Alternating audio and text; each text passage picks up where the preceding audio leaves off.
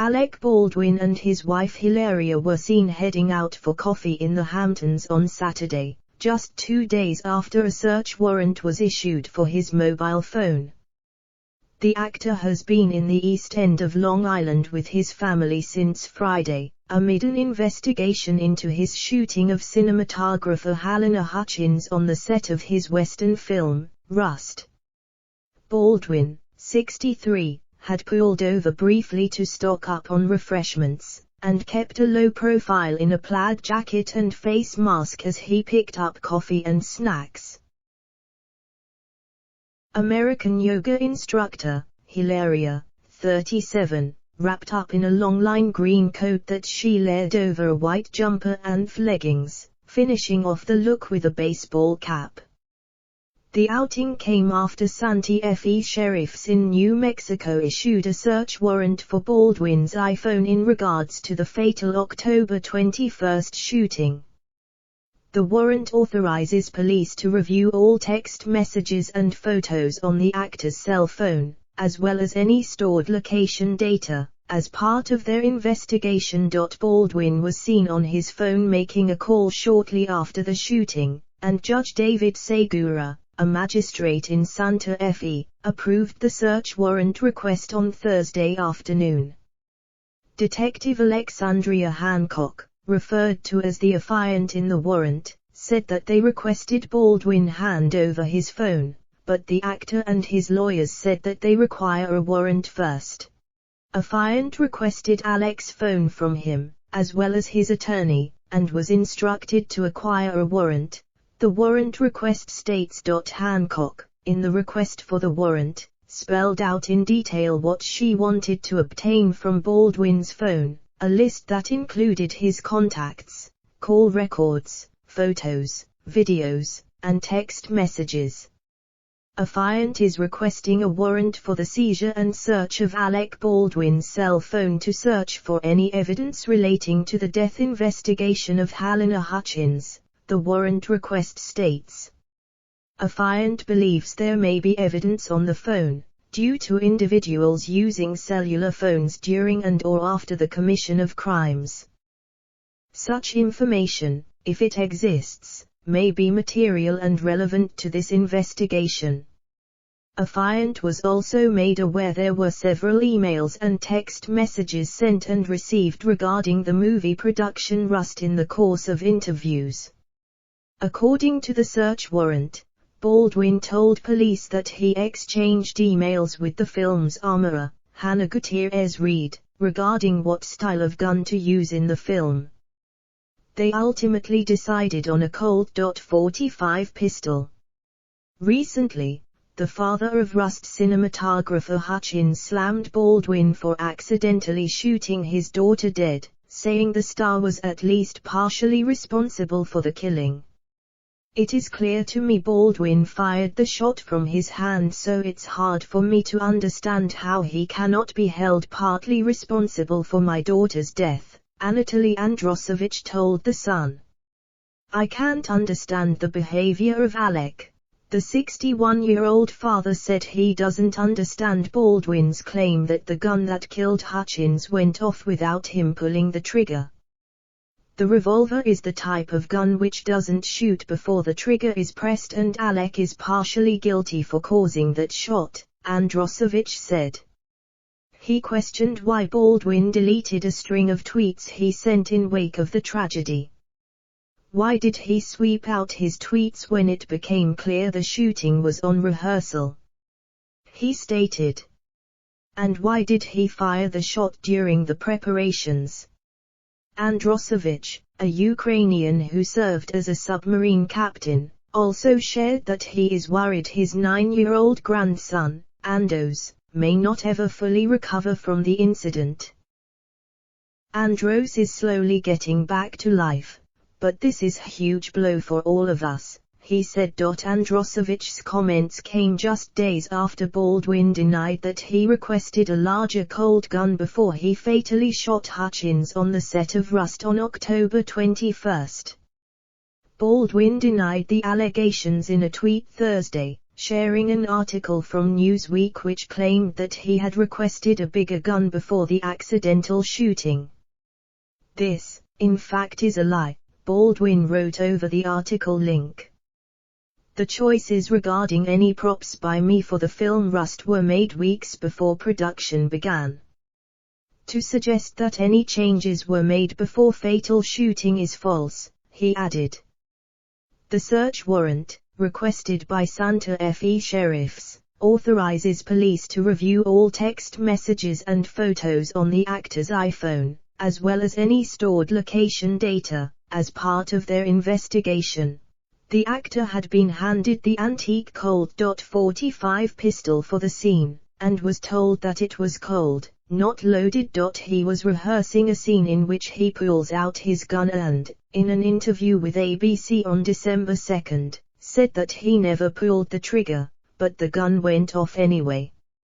Hutchins, a 42-year-old cinematographer, was shot and killed. The director of the film, Joel Souza, was shot in the shoulder and survived. It is unclear why it has taken so long for New Mexico police to seize Baldwin's phone. The actor has insisted that he has fully cooperated with the investigation, and no arrests have been made. Baldwin on December 2 gave an emotional interview to ABC's George Stephanopoulos, in which he said he did not pull the trigger, and felt no guilt because he believed he had done nothing wrong. I let go of the hammer, bang. The gun goes, everyone is horrified. They're shocked. It's loud, he said. Baldwin has spoken of his devastation at Hutchins' death, and paid tribute to her as a wonderful cinematographer and a great person. He told Stephanopoulos he didn't know Shed died until hours later, at the end of his police interview when he was photographed in the sheriff's parking lot in Santa Fe. He said that he has been told by people in the know that it is highly unlikely he'll face criminal charges. Someone is responsible for what happened, and I can't say who it is, but it's not me, Baldwin told Stephanopoulos. Honest to God, if I thought I was responsible I might have killed myself. And I don't say that lightly. He also took a swipe at former President Donald Trump, his media foe who he impersonated on Saturday Night Live, for suggesting that he loaded the gun himself. He said that I did it deliberately. Just when you think things can't get any more surreal, here's the President of the United States making a comment on this tragic situation. Baldwin, after the interview aired, posted to Instagram a photo of him cradling one of his 6 young children. No matter what happens to me. No matter what I suffer. If I win or lose, anything. Anything. No one can take away from me the joy and love you have given me. At Hilaria Baldwin, he wrote. These are tough times. The world is choked with fumes of hate. But you have given me a reason to live. Our life with our family is all I care about. Nothing else. I owe that to you. Baldwin described in detail for the first time the immediate aftermath of the accident on October 21. He was filming a scene inside a church on the set of the movie when the gun was handed to him. She's getting me to position the gun, everything is at her direction. I draw the gun, to her marker.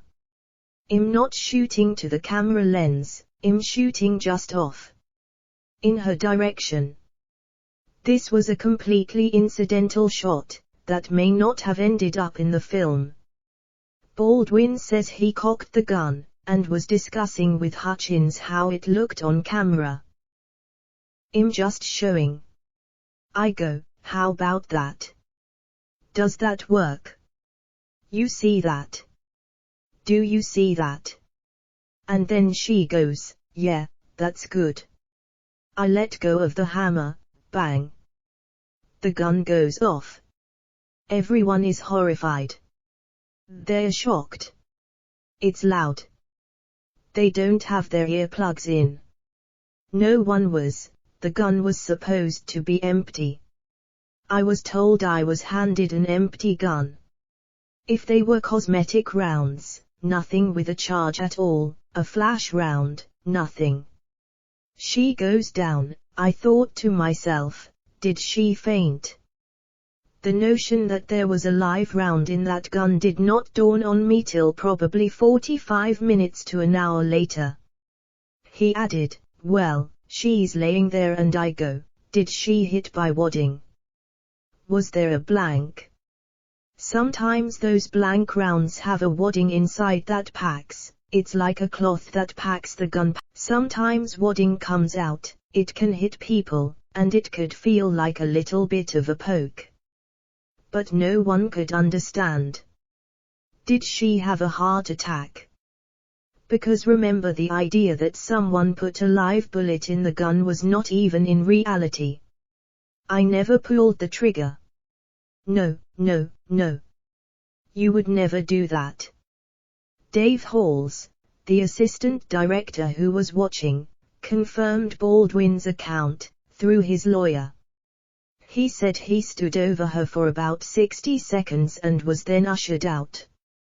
Was she conscious? Stephanopoulos asked. My recollection is yes, said Baldwin.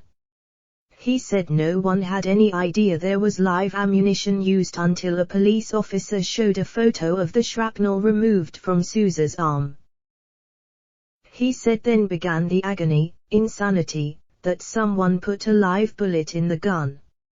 She was laying there and she was there for a while. I was amazed at how long they didn't get her in a car or get her out, but they waited until a helicopter came, he said.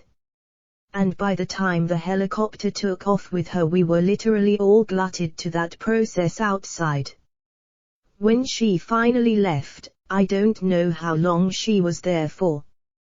She kept saying, she's stable. Just as you disbelieve there was a live round in the gun, you disbelieve it's going to be a fatal accident. At the end of my interview with the sheriff's department, they told me, we regret to inform you she didn't make it. They told me then and there. He added, that's when I went outside and called my wife.